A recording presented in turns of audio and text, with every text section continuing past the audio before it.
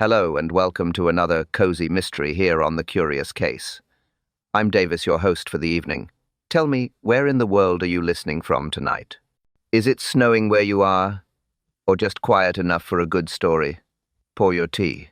Settle in. Because tonight's mystery begins with frost, silence, and a missing ticket. A journey that started in comfort and ended in cold suspicion. The morning came quietly.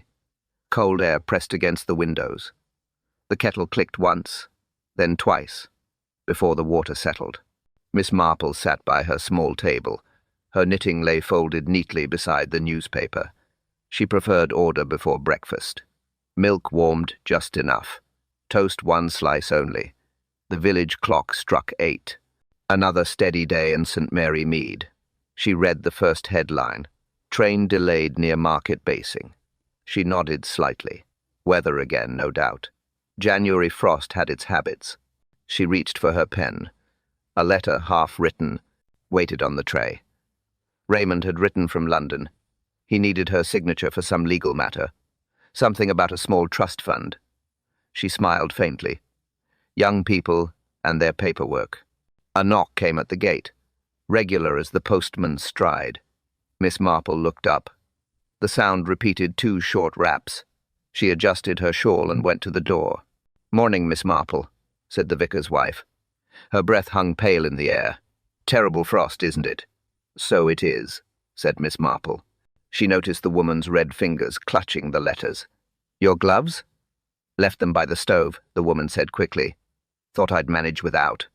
Miss Marple took the bundle. The envelopes were stiff with cold. One carried her nephew's handwriting. She thanked her visitor and closed the door gently. Back at the table, she opened the letter. It was brief, hurried. "Dearest Aunt Jane, please do come up to London tomorrow. Only a quick matter. Papers to sign." She sighed softly. London again. She disliked travel in winter. Still, Raymond seldom asked twice. She placed the letter under her teacup to keep it from curling. Her mind began its quiet accounting. Coach at 6:10 from Market Basing. Return same evening. Mabel Tarrant usually on that route. Reliable conductress. Mr. Wilkes the driver, steady hand. Poor heater. Her eyes shifted toward the window. The frost outside had thickened. Even the hedge looked carved from glass. She could almost hear it crack in the stillness. She took out her knitting again. Wool moved softly under her fingers. The rhythm kept thought steady. She counted stitches 10, then 12, then 10 again. The pattern calmed her. Routine was safety. But her eyes lifted once more. Across the street, something caught her attention. A figure moved past the gate. Quick steps, coat buttoned high. She couldn't see the face. Only the motion hurried, deliberate. Not village pace. Not familiar. The figure turned the corner and vanished. She waited a moment longer, then looked down at her knitting. The needle paused mid-stitch. Her tea had gone cold, and outside, the frost deepened. London tomorrow, she thought. Perhaps a simple errand, perhaps not. The morning train was late again. Frost covered the platform boards. Each step gave a small creak underfoot. Miss Marple stood with her small case, gloves buttoned, hat pinned, ticket ready. She disliked disorder, especially at stations. Lady Bantry waved from the car park. "Jane, you'll catch your death out here." Miss Marple smiled faintly. "I have a wool shawl, that's quite enough." "Shawl or not, you're mad to travel today," Lady Bantry said. "London can wait till spring." "It cannot, Dolly," Miss Marple replied. "My nephew insists." Lady Bantry gave a theatrical sigh. "Men never consider comfort. Or common sense." She glanced toward the coach. "Stop nearby. That dreadful Market Basing service again, I suppose." "The same one," Miss Marple said. "Mr. Wilkes drives it faithfully." Lady Bantry shuddered. "That man trusts a heater that died in the war." Miss Marple allowed herself a brief smile. "He maintains hope. Hope is useful in cold weather." The vicar's boy came running past. "Morning, Miss Marple. They're loading parcels already." She nodded her thanks. Efficient as always. She liked that. A voice called from the coach door. "Morning, Miss Marple. Your usual seat's free." It was Mabel Tarrant, the conductress. Neat uniform. Cap pulled low. Reliable woman never forgot a fare. "Good morning, Miss Tarrant," said Marple. "Cold morning, isn't it?" "Coldest this year," Mabel said. "Driver says the frost guard's holding. We'll see." "Optimistic as ever," Miss Marple murmured. Inside the coach, a few passengers already waited. Vera Bland from the mast to that haberdashery, parcel in lap, tied with blue string. Across the aisle, a thin man in spectacles, newspaper folded, pen behind his ear. Commercial sort sales, perhaps. "Morning, Miss Marple," Vera said. "Awful weather. I've wrapped up my fingers instead of my goods." "Very wise," Miss Marple said politely. The man behind the paper grunted. They should close the roads on mornings like this. He didn't look up.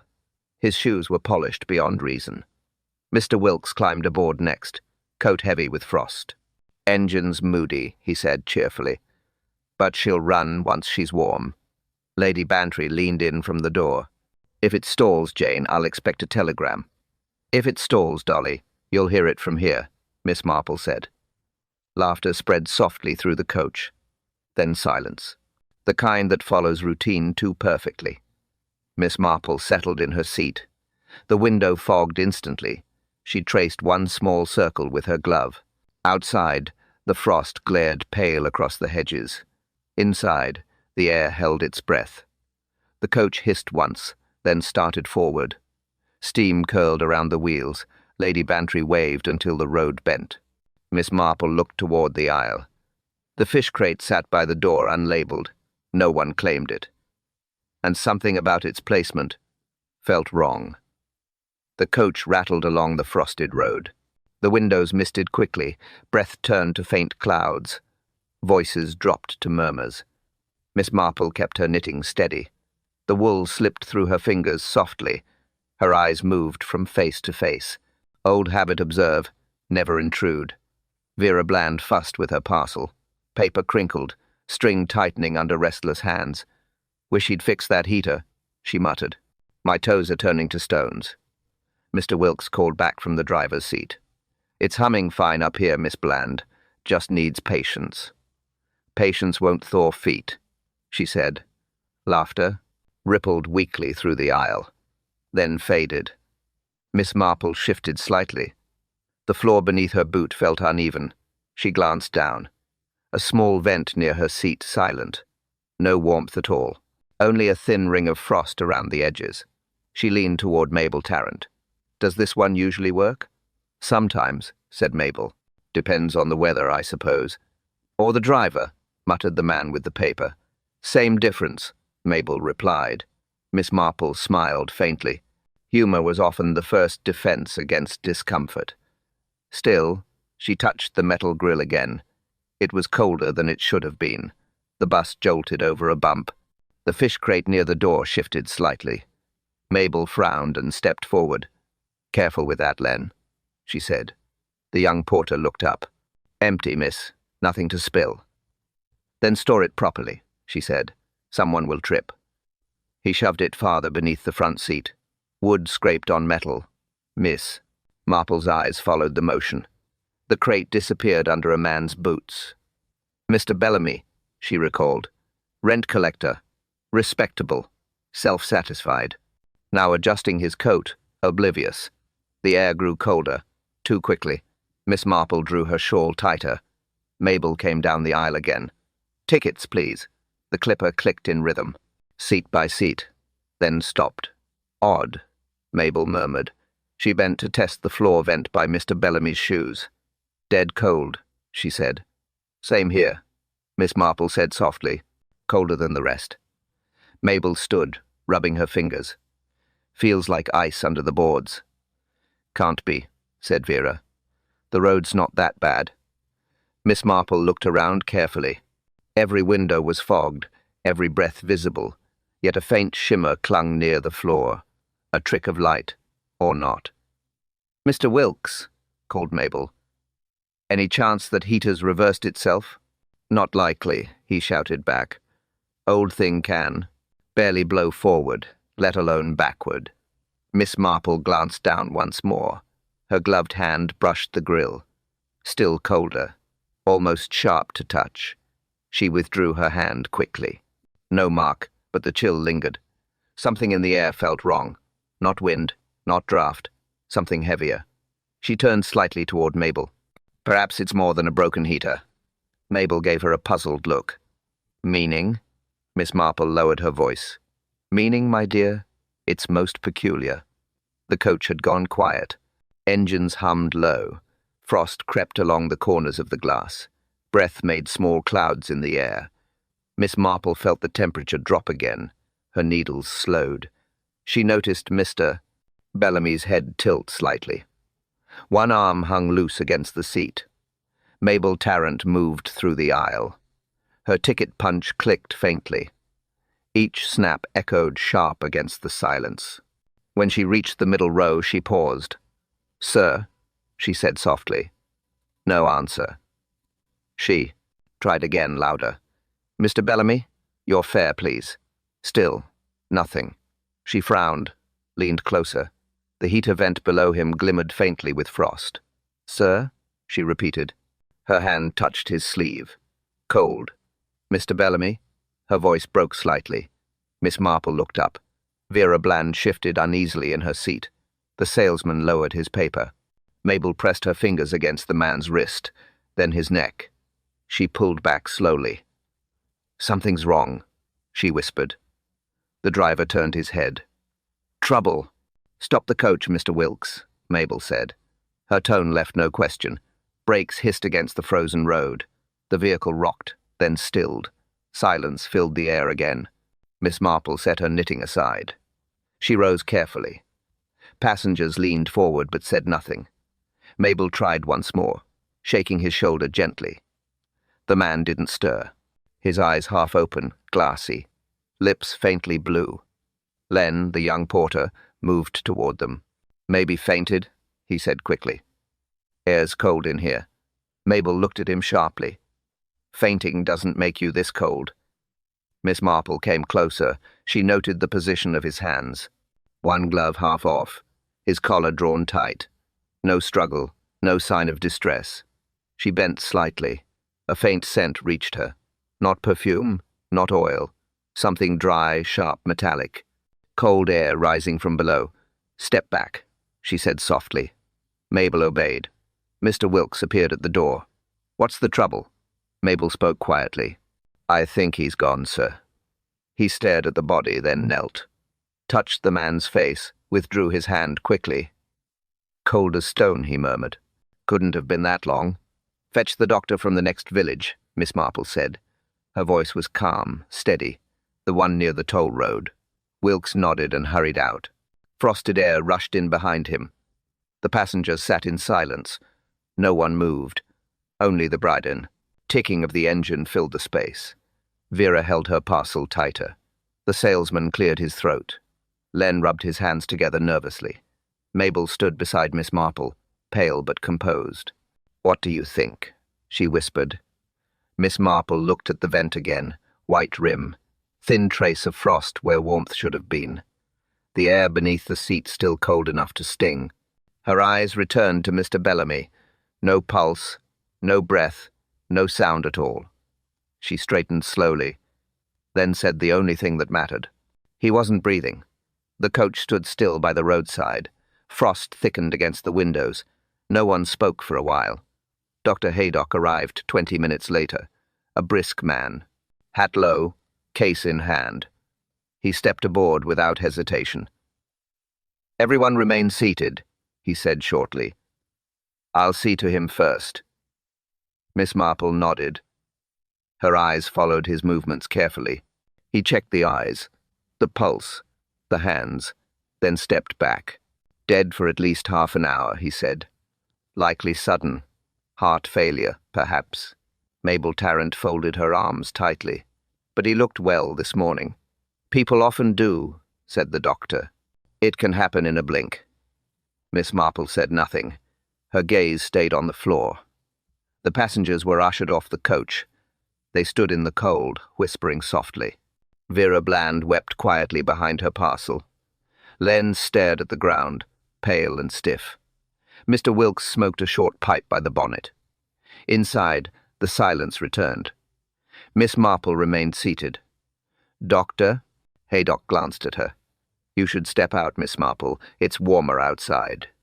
"I prefer to stay," she said gently. "I dislike leaving a question unfinished." He gave a small nod. "Suit yourself, but don't touch anything." He bent again to the body, made notes, closed the man's coat, covered the face. Miss Marple watched everything, each small motion, each object in its place. The seat beside Mr. Bellamy tidy, no newspaper, no crumbs, a folded ledger tucked neatly in his bag. On the floor, mud stains, a single thread of wool, and the vent, silent still. She bent slightly. Her gloved hand hovered above the grill. Cold air drifted up faintly. No heat, no sound. Her eyes narrowed. The carpet around it seemed darker. Not dirt, something else. She moved her bag aside, knelt carefully, examined the space between the seats, a small ring in the fabric, circular, pale. Dr. Haydock looked over. "Something wrong?" Miss Marple didn't answer immediately. She touched the edge of the mark. The fibers felt stiff, brittle, frozen perhaps. "No ash, no burn," she murmured. "But some form of heat once touched here." "From the heater, maybe," said the doctor. Miss Marple shook her head slowly. "No, it's too even, too round." She brushed gently at the edge. A faint white flake broke loose. It vanished instantly. She straightened again, eyes thoughtful, then glanced under the seat. Nothing visible, only the faintest gleam along the floor. The others began filing back aboard. Inspector Slack had been summoned from the station. He was due within the hour. Miss Marple resumed her seat. The body remained covered. The frost on the window thickened again. Mabel sat opposite her, silent. "Do you think it was natural, Miss Marple?" Marple looked at the vent once more, her eyes fixed on the pale ring near the carpet's edge. "Perhaps," she said softly. Then after a pause, "Though I wonder, what could leave a white mark on a frozen floor?" Inspector Slack arrived just before noon. Hat pulled low, coat unbuttoned in haste. He looked around the coach with clear irritation. "Another one, Miss Marple?" he said. "Can't even take a trip without trouble." Miss Marple gave him a polite nod. "I take no credit for circumstance, Inspector." He grunted. "Doctor says heart failure. Looks simple enough." "Most things do until they're not," she replied. Slack ignored the remark and turned to Mabel. "You moved the passengers?" "Yes, Inspector," Mabel said quietly. "I kept everyone nearby. No one left the lay-by." He scribbled something in his notebook, then glanced toward the covered body. "Any signs of violence?" "None," said Dr. Haydock. "No struggle, no bruise, no scent of poison." Slack knelt, tugged the coat aside. He touched the man's wrist. "Cold already," he muttered, then frowned. "Feels damp down here." He wiped his hand on his sleeve. "Condensation?" Miss Marple tilted her head. "Condensation doesn't frost, Inspector." He gave her a look. "You're seeing things again." "Perhaps," she said mildly. "But seeing is what solves things." She crouched beside him, pointed to the floor beneath the seat. "There," she said softly. "Notice the fibers. White, brittle, not wet." Slack leaned closer. "Bleached, maybe. Or spilled powder." "Then why did it vanish when I touched it?" He frowned. "You touched it?" "Just once," she said. "It disappeared, like sugar in steam." Slack muttered under his breath. "Coincidence." Miss Marple opened her small purse, removed an old penny. She placed it on the aisle floor. The coin rolled neatly, smooth and straight. Then she nudged it again, this time near the vent. It wobbled, slowed, and stopped, without obstruction. Slack watched. "Well, that's odd," he admitted. "Floor must dip there." Miss Marple shook her head. "The boards are even." I checked. She moved the coin farther back. It rolled again. Steady, predictable. She brought it once more near the white ring. It slowed the same way. stopped abruptly. "Something heavy in the air," she said quietly. "Something that moves differently here." Slack straightened. "Air doesn't weigh that much, Miss Marple." "Most of it doesn't," she said softly. "But some kinds do." Dr. Haydock looked up sharply.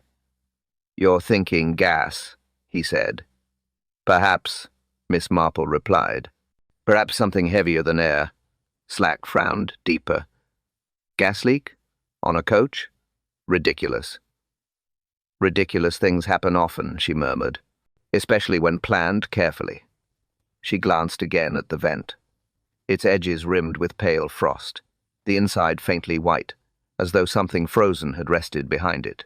"Whatever it was," she said finally, "it was here long enough to change the air itself."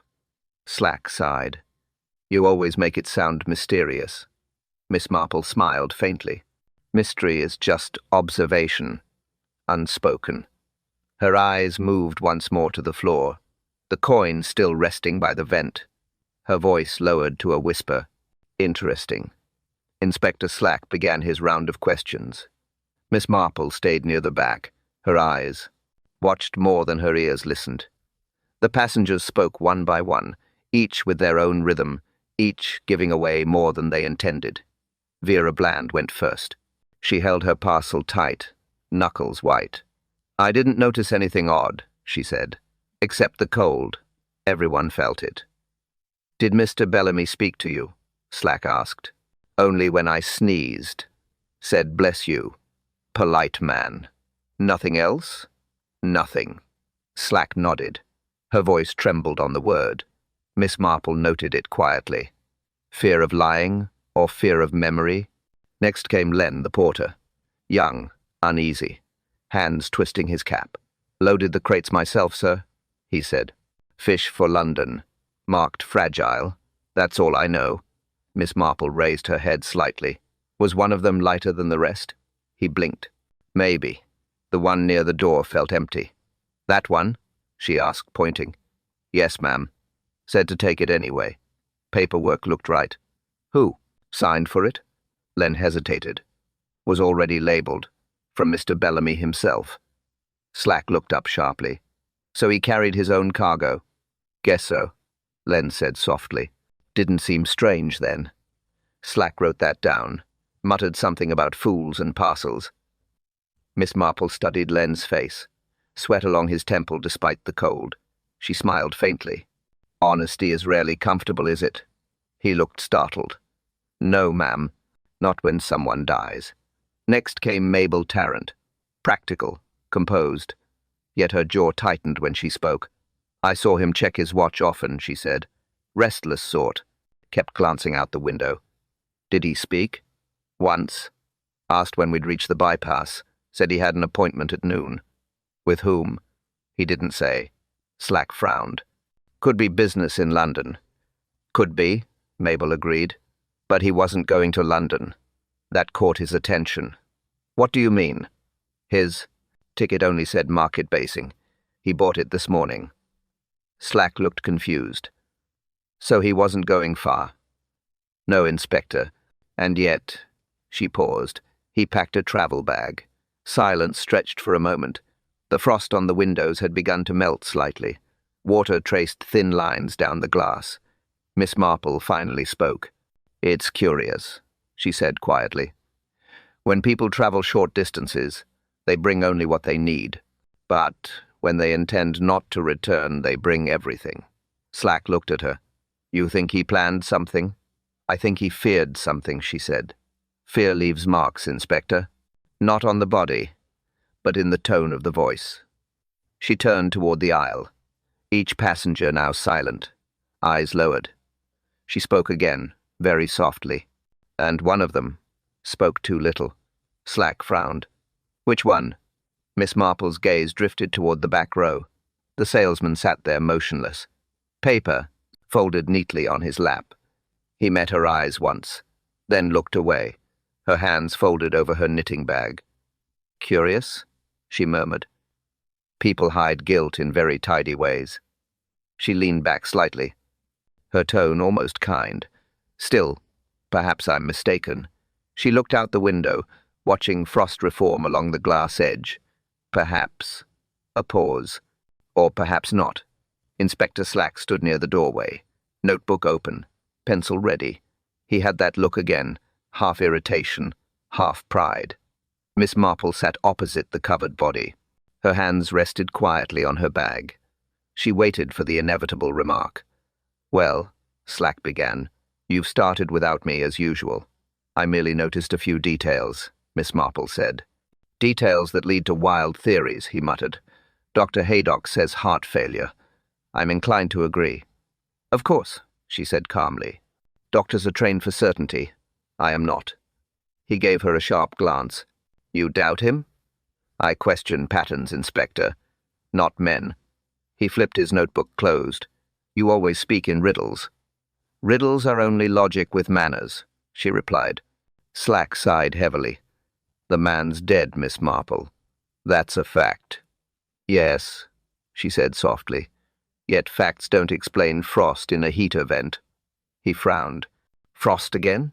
You keep mentioning that." "Because it shouldn't exist there," she said. "Not when the rest of the coach is warm." Slack knelt and tested the vent himself.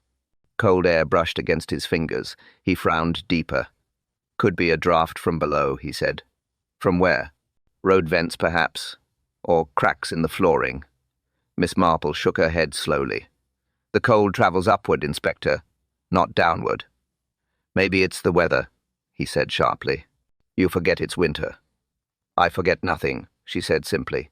He rubbed his chin. "Then what's your grand idea? This time, invisible murderers? Poisoned air?" "Possibly," she said, her tone light, almost conversational. "There are gases heavier than air. They settle low, quiet, invisible, efficient." Slack stared at her. "You're suggesting he's suffocated without anyone noticing?" "It's been done before," she replied, "in smaller rooms, locked sheds, carriages." He barked a short laugh. "This isn't one of your novels, Miss Marple." "No," she said. "But murderers do read them, you know." Slack rolled his eyes. "Even if I entertained that nonsense, where would such a thing come from?"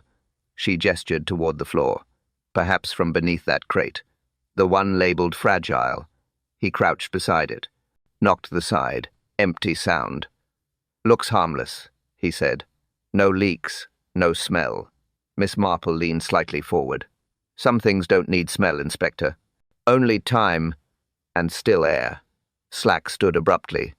"You'd have me chase ghosts." "I'd have you chase logic," she said quietly. "Logic doesn't always wear boots." He glared at her, impatient. "You've got no proof. Only your feelings." "Observation," she corrected gently. "Not feelings. I simply notice what others overlook." He snapped his notebook open again. "Fine then. Let's test your noticing. You think there's gas. You think there's murder. Prove it." Miss Marple smiled faintly. Her fingers returned to her knitting. "Proving, Inspector, is your department." He shut the notebook with a click. "Then leave detecting to me, Miss Marple." She looked up, eyes calm. "Gladly," she said softly, "though I do wonder how long logic will wait for you." Slack turned toward the door. His boots struck hard against the floorboards. He muttered something under his breath. Miss Marple caught only 2 words. "Old woman."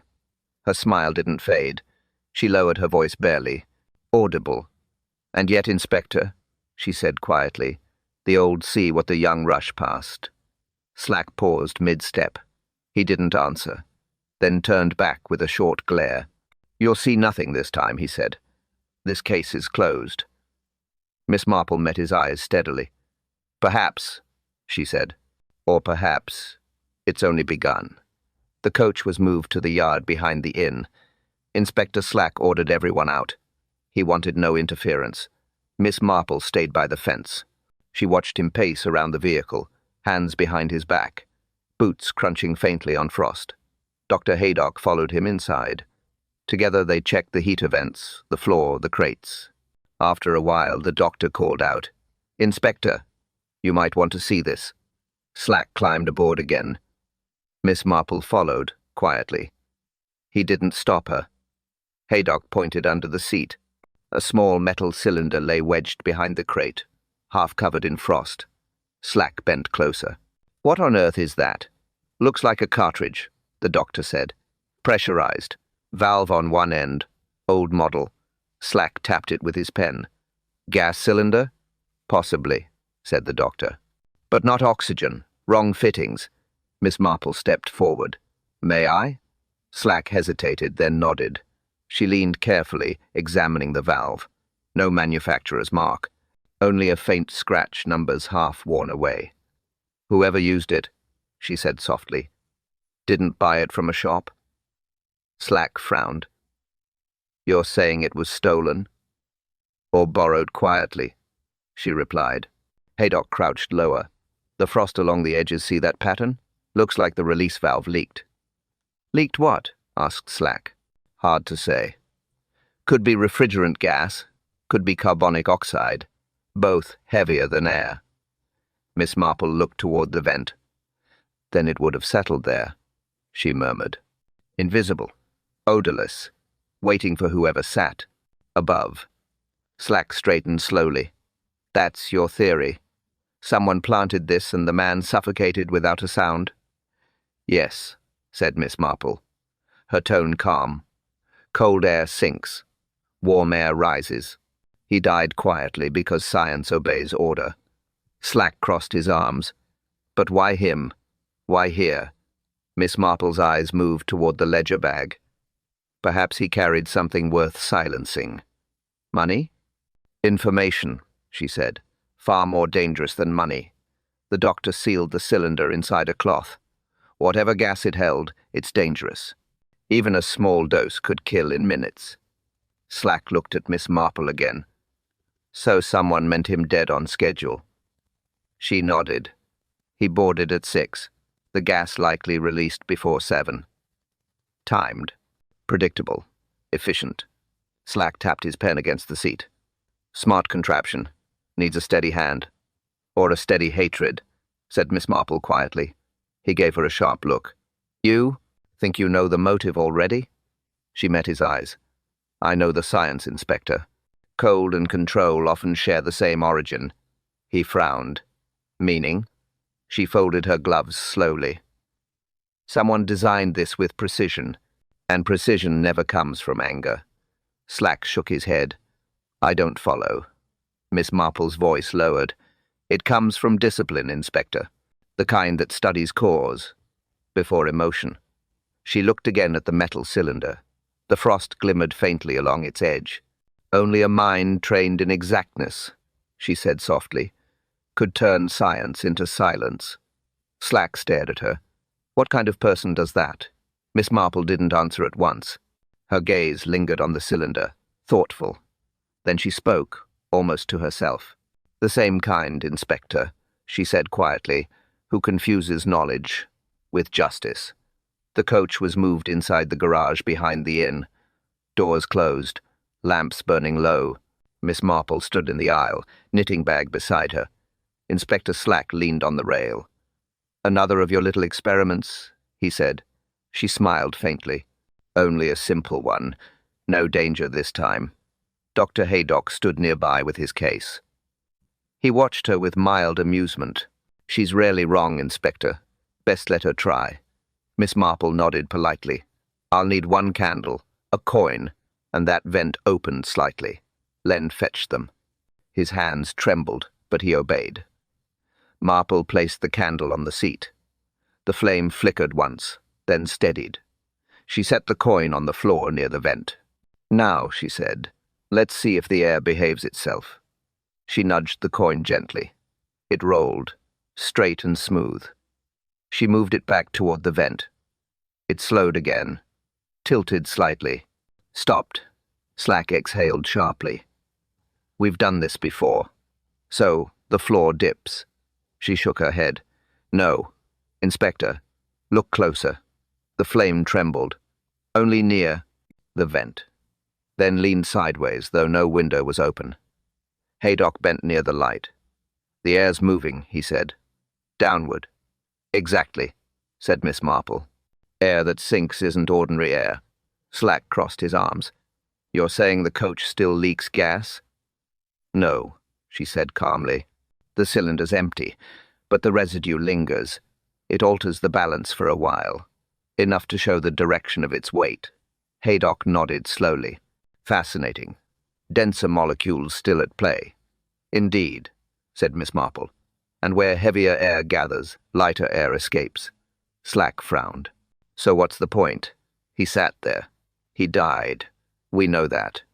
Miss Marple turned to Len. Do you recall moving the crate? Yes, ma'am, he said. Pushed it under that same seat. And before that? He hesitated. Mr. Bellamy told me to. Did he say why? No. Just wanted it under his feet.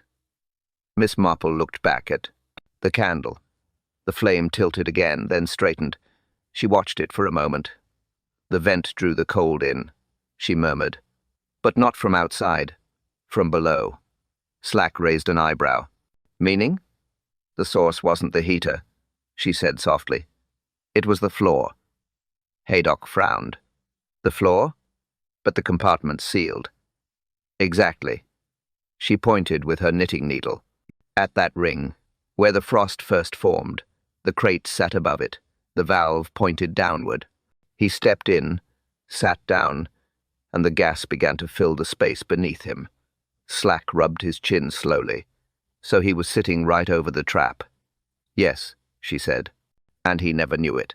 The candle flame flickered once more, then bent sharply toward the aisle. Miss Marple watched it in silence. She closed her bag. Nature leaves signatures, Inspector, even invisible ones. Slack squinted. So what's your conclusion, then? Miss Marple blew out the candle. The smoke drifted upward, thin and slow. The air itself, she said quietly, was wrong. The passengers were gathered inside the small waiting room. The stove burned faintly. One line of smoke wavered above it. Inspector Slack stood near the door. Miss Marple sat by the wall, notebook open. She preferred quiet observation.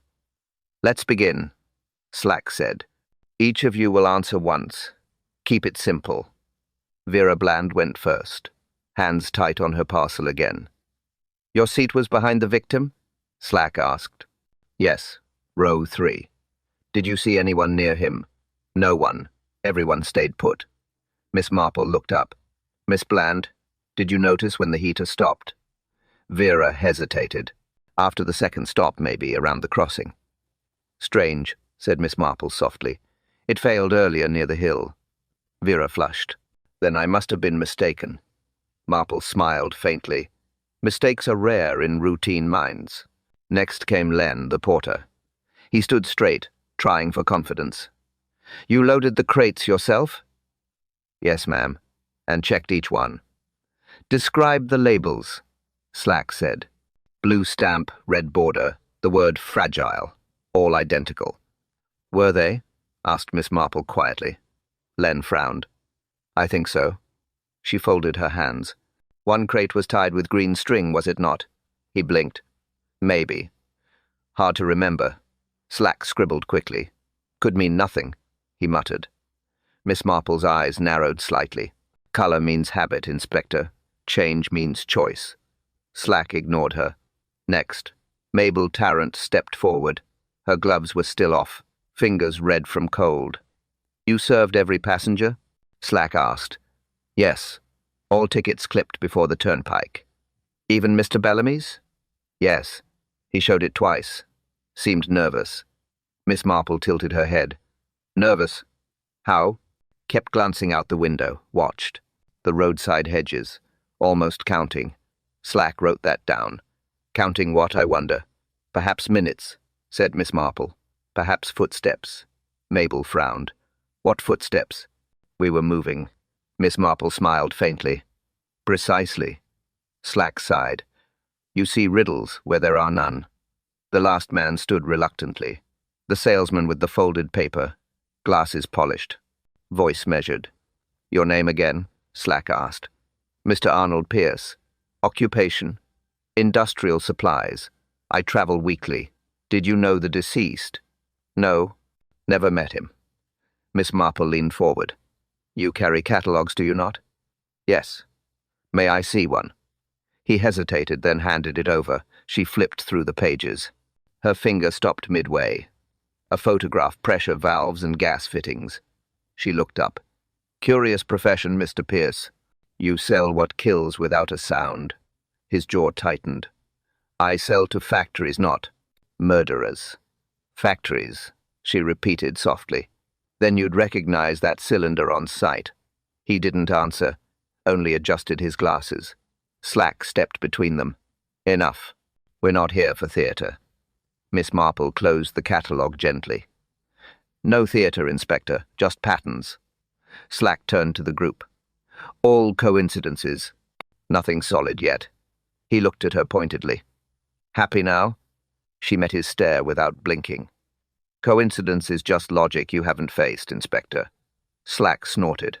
You'll see. This case will fold itself by morning. Miss Marple picked up her knitting bag. Perhaps, she said softly. Or perhaps the pattern will tighten overnight. We will need the order clear. Without the order, nothing fits. Miss Marple sat at the small table in the inn. Inspector Slack stood nearby, arms folded. Dr. Haydock listened from the window. Outside, the air was still cold. She began quietly. At 6 o'clock, the coach was prepared. Crates loaded. Passengers not yet aboard. She raised one finger. First Len loads 4 crates. 3 heavy. 1 light.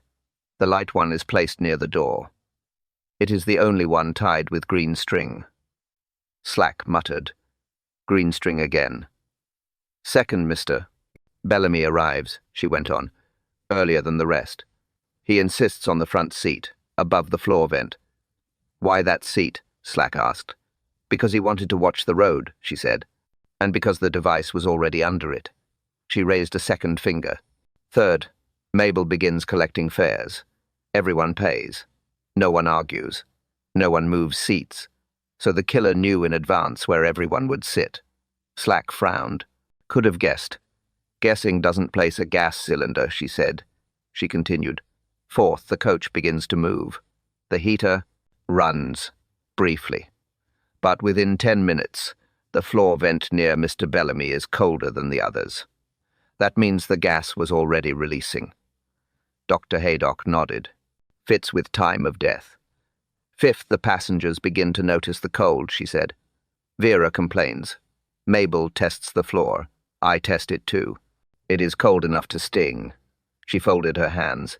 Sixth, Mr. Bellamy stops checking his watch. He relaxes. His danger has passed, or so he thinks. Slack looked puzzled. Why would he think that? Because, said Miss Marple, he believed the person following him was still outside. He believed the coach was safe. Following him? Slack repeated. Who said anyone was following him? He did, said Miss Marple. Not in words. In habits. She went on. Seventh, the gas settles. Heavier than air. It gathers under the seat. It climbs slowly upward. Eighth, he inhales. It. Once. Twice. His body relaxes. No struggle. Just stillness. She looked at the covered form in her memory. By the time Mabel reaches him, she said, he cannot answer. Pulse gone. Skin chilled earlier than expected. Slack tapped his notebook. Neat, but it still could be accident. Miss Marple shook her head. Ninth, the crate is empty. Empty crates are not sent on freezing days. Empty crates do not need fragile labels. So the crate wasn't cargo. It was delivery. Delivery of what? Slack asked. She looked straight at him. Delivery of death, Inspector. Silence followed. Even the stove seemed to quiet. She spoke again, slower now. Now, if the cylinder was placed earlier, it means someone had access to the coach before dawn. Someone who knew the route. Someone who knew Mr. Bellamy would board. Someone who... She stopped. Her eyes narrowed slightly. Her mind hooked on a single detail. Someone who knew, she whispered, that he bought only a market-basing ticket, and yet the coach was pulled into the courtyard. Everyone gathered around again. Cold air drifted from the open door. Miss Marple stood inside with a small lamp. She faced the group. Inspector Slack waited near the step, arms crossed. "Ladies and gentlemen," she said softly, "we shall repeat the conditions." Mabel handed her a small candle. Len held the notebook ready. Vera Bland clutched her parcel again. Miss Marple placed the candle near the front seat, the one where Mr. Bellamy had Saturday. The tiny flame danced in the still air. "Now watch closely," she said. "Dr. Haydock, would you open the cylinder valve halfway?" He nodded. A faint hiss, barely a sound. The candle flickered once, then leaned sideways, then died. Silence followed, every breath visible in the cold. Slack muttered, "So it's gas. Fine, but that proves little." "Patience." "Inspector," said Miss Marple. "Now the coin, please." Len rolled the coin along the aisle. It rolled straight. Then, near the front, it slowed. It stopped abruptly again. "The heavier air returns," Miss Marple said quietly. "It gathers where the victim Saturday." She turned to the crowd. "This is not magic. It is physics." Slack rubbed his chin. "All right, suppose the gas was released here. How did it start?" "The valve was tight." She pointed to the crate. "The green string," she said. "It wasn't tied to secure it. It was tied to trigger it." Haydock examined it quickly. The string looped through the handle, around the valve. When the crate was pushed forward, the knot would twist just enough to open the seal. Slack stared. "A tripwire." "Exactly," she said. "Anyone moving it would begin the flow. No one would hear. No one would smell." Mr. Bellamy sat down above it, and his death began quietly. She paused. Her hands folded over the knitting bag again. Slack stepped forward. "Clever trick, but who tied it?" Miss Marple's eyes turned toward the crowd, each face stiff in the cold. Her voice stayed calm. "The one who handled the crates last," she said. "The one who knew gas valves. The one who sat far enough back to stay alive." Her gaze settled on the salesman. "Mr. Pierce." He shifted, removed his glasses, wiped them once, too carefully. "You accuse me," he said quietly. "I do not accuse," said Miss Marple. "I demonstrate." She nodded to Len. "Please bring me that second catalogue." Len obeyed. Inside the back cover lay a small, torn sheet. Numbers, pressure ratings, gas type, carbonic oxide. Slack took it from her hand. He looked at Pierce. "Your handwriting?" Pierce's lips moved, but no sound came. Miss Marple spoke gently. "You built it, didn't you?" No answer. Only stillness. Slack exhaled slowly, his voice low, almost respectful. "Good Lord." The room emptied slowly. Only 4 remained: Miss Marple, Inspector Slack, Dr. Haydock, and Mr. Pierce. The door was closed. The air held faint smoke from the lamp. Miss Marple stood near the table. Her voice was calm, steady. "You knew Mr. Bellamy," she said. "Not by chance, by contract." Pierce said nothing. He kept his eyes on the floor. "You supplied his office," she went on. "Valves, compressors, gas regulators. He paid you in installments." He looked up sharply. "You've seen the papers?" "I read the catalogue," she said softly. "The handwriting inside it was yours." Slack moved closer. "Best you speak now, Mr. Pierce." Pierce shook his head. "I sold him nothing unusual. A man must make his living." "Indeed," said Miss Marple. "But this sale involved something unregistered. A private cylinder. A test model. He owed you for it, and never paid." Pierce's hands clenched slowly. "That's business, not murder." She nodded. "True, but you followed him today." He turned toward her. "Followed?" "Yes. You took the same coach. You sat behind him.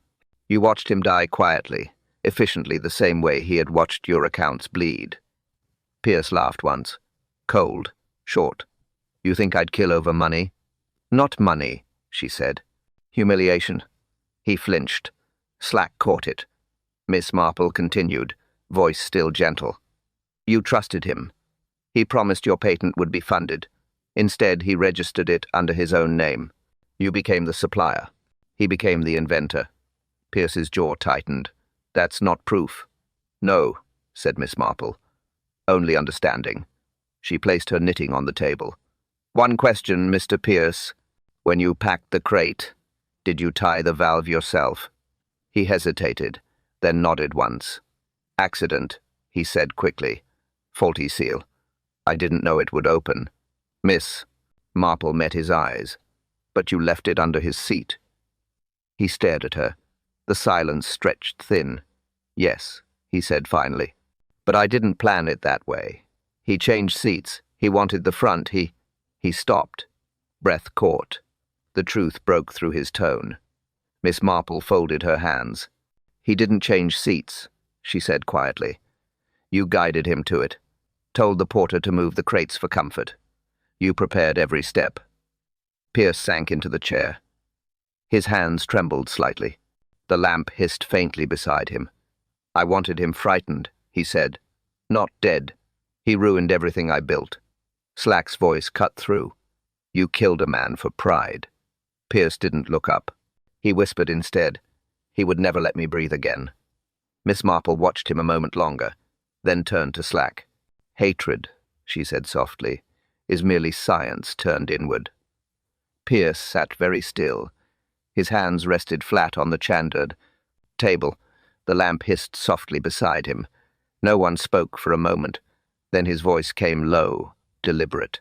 He promised to help me. Miss Marple nodded once. Go on. He said he'd patent my design. A safer valve. No leaks. No frost burns.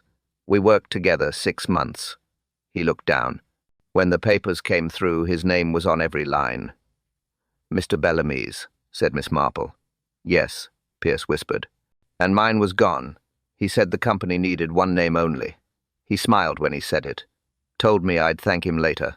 Slack's pencil stopped scratching. He listened in silence.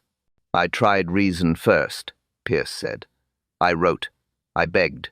He laughed at the letters, called me sentimental. You met him again? Asked Miss Marple. Twice. He refused to see me the 3rd time. Told the clerk I was unstable. He gave a hollow laugh. Imagine that. He called me unstable after taking my life's work. Dr. Haydock closed his notebook. The flame flickered against his glasses. Pierce went on.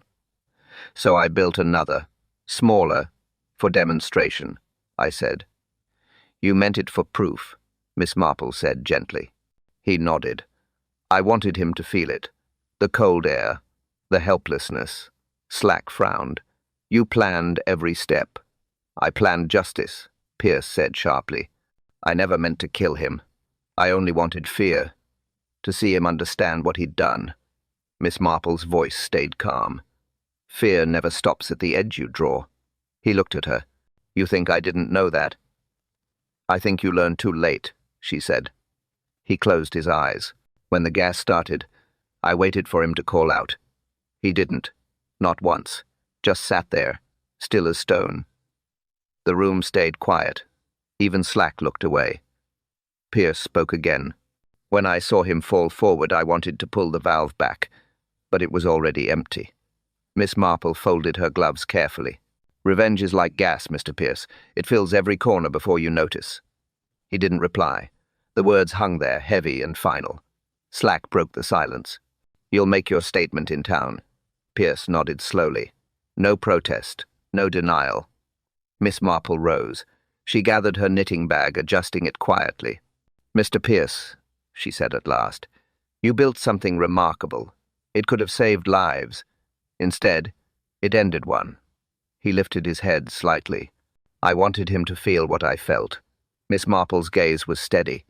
He did, she said softly. But so do you. Pierce's voice cracked. I lost everything. She turned toward the door. Not everything, she said. You still have understanding. He looked at her, confused. Understanding. She paused at the threshold. Her answer came quiet, final. Desperation, she said, is a poor teacher. Morning came clean and pale over St. Mary Mead. Frost still touched the past. Hedges, but the air had softened. Miss Marple sat in her parlour, cup beside her, knitting half done. The kettle sighed once on the hob. Lady Bantry arrived without knocking. She never did. Hat crooked, cheeks red from cold. Well, she said, sinking into the armchair, so the gas man was guilty after all. You were right again, Jane. Miss Marple smiled faintly. It wasn't cleverness, Dolly. Only observation and a touch of patience. Patience I've never had, Lady Bantry said. She reached for the teapot. Still, I do like when justice behaves itself. Miss Marple stirred her tea. Justice behaves rarely. It limps, but it arrives eventually. Dolly laughed softly. You make it sound like the post. In this village, said Miss Marple, both depend on the weather. For a while they said nothing. The clock on the mantel ticked between them. Outside, a milk cart passed, wheels creaking faintly on the frost. Lady Bantry leaned forward. Do you ever tire of it, Jane? All the death and reason? Miss Marple looked toward the window. Steam rose gently from her cup. No, because every crime begins as something ordinary.